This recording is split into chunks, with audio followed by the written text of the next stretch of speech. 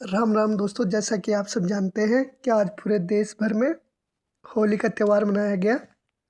तो आज हम चर्चा करेंगे दो ऐसे टॉपिक्स पर जो पूरे देश में आज जिसके बारे में लोगों ने चर्चा की। पहला तो था आज का सेलिब्रेशन होली। जैसा कि आप सब जानते हैं कि आज जो है इस साल जो है 3 और 4 मार्च को होली मनाई गई। कहा जाता है कि भगवान कृष्ण और राधा जी के मध्य जो होली खेली गई थी उसी के महत्व को दर्शाते हुए होली खेली जाती है। और यह भी कहा जाता है कि बुराई पर अच्छाई की जीत का ये एक प्रतीक होती है। जैसा कि आप सब जानते हैं 3 और 4 मार्च 2026 को इस बार होली थी और पिछले साल 13 और 14 मार्च को होली खेली गई 2025 में। होली के पहले दिन होलिका दहन भी किया जाता है, जिसमें ऐसा कहा जाता है कि जो होलिका थी उसने जो है प्रहलाद जी को अग्नि में भस्म करने की कोशिश की थी, लेकिन वो स्वयं ही जलकर राख हो गई थी। तो इसीलिए होलिका दहन भी किया जाता है, जो कि एक ट्रेडिशन को फॉलो किया जाता है, जैसे कि आप सब जानते होंगे। और होली पूरे देश में बड़ी ही प्रेम और सद्भावना के साथ मनाई गई। ये रंगों का त्यौहार है, तो इसमें लोग एक दूसरे को रंग लगाते हैं और कई तरह के मिठाइयाँ और पकवान बनाते हैं और खाते हैं और आपस में भी बांटते हैं, जैसा कि आप सब जानते होंगे।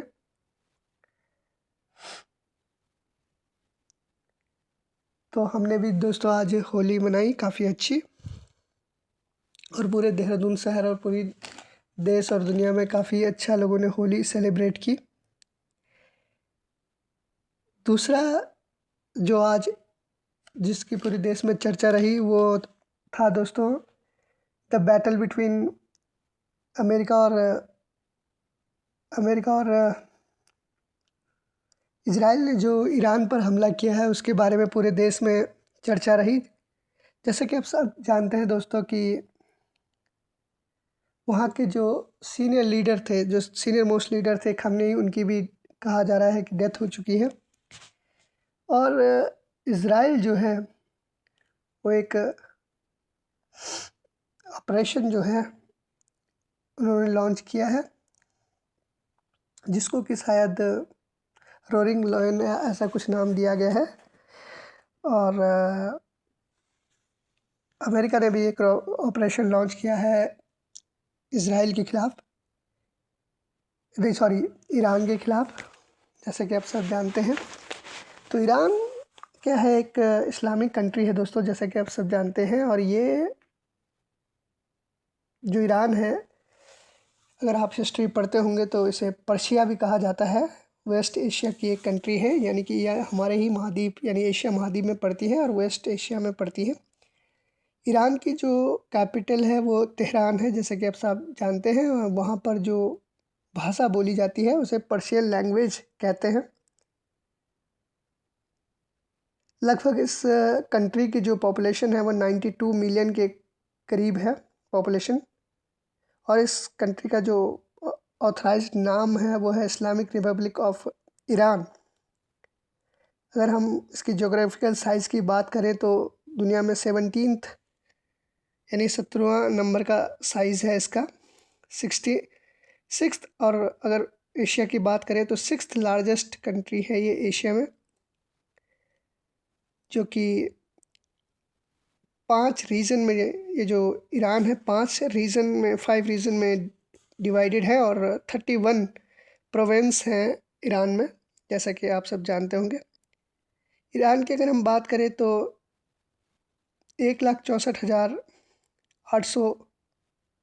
1,16,48,195 वर्ग किलोमीटर में फैला हुआ इसका पूरा क्षेत्रफल है ईरान का। 16,48,195 वर्ग किलोमीटर में फैला हुआ है। और इसकी जो अगर हम जीडीपी की बात करें तो 1.879 ट्रिलियन के करीब इसकी जीडीपी है, जो कि दुनिया की 22वें नंबर की जीडीपी है ईरान की हम बात करें दोस्तों। यहाँ पर जो आप जानते हैं कि जो मुद्रा यहाँ पर चलती है उसको हम ईरानियन रियाल कहते हैं। ईरान में जो मुद्रा चलती है उसको ईरानियन रियाल कहते हैं। और अगर हम यहाँ का कंट्री कोड, जैसे कि आप इंडिया का 91 है, तो यहाँ पे 98 यूज़ हम करते हैं। देखिए दोस्तों, बहुत सारे लोग ये सोच रहे हैं कि ये युद्ध क्यों हो रहा है। तो पहले तो वो उनका एक पर्पज़ है कि जैसे कि आप सब जानते हैं, ईरान जो है second largest natural gas producer है पूरी दुनिया में, और थर्ड लार्जेस्ट ऑयल रिजर्व जो है वो भी ईरान के पास ही है। तो जैसा कि आपने देखा होगा, इससे पहले वेनेजुएला पे भी यूएसए ने अटैक किया था अपने इसी तरह के रिजीम चेंज करने के लिए, और वैसा ही उन्होंने जो है ईरान पे भी किया है। लेकिन इसमें जो है दोस्तों, कहा जा रहा है कि इजराइल और जो है आपका इजराइल और यूएसए ने दोनों ने मिलकर ऑपरेशन लॉन्च किया है। और इस समय कहा जा रहा है कि पूरी दुनिया में जो है कुछ कंट्रीज़ को सपोर्ट कर रहे हैं और कुछ कंट्रीज़ को अपोज़ कर रहे हैं। जैसे कि कहा जा रहा है कि अपने डिफेंस में जो है उन्होंने जो है मिसाइल से अटैक किया है, चाहे वो इजराइल में हो, चाहे अपने जो है कतर में हो, चाहे यूएई और दुबई में भी मिसाइल से अटैक हुए हैं। तो ईरान का ये कहना है कि वो अपने डिफेंस में ये सब कर रहा है, जैसे कि आप सब जानते होंगे। लेकिन जितने भी गल्फ़ कंट्रीज़ हैं, वो कोई भी डायरेक्टली जो है ईरान के ख़िलाफ़ बैटल नहीं करना चाहता या नहीं कर रहा है। और वेस्टर्न कंट्री में स्पेशली स्पेन जो है, स्पेन ने कहा है कि वो अपना बैटलफील्ड को यूएसए को यूज़ नहीं करने देगा अगेंस्ट द ईरान।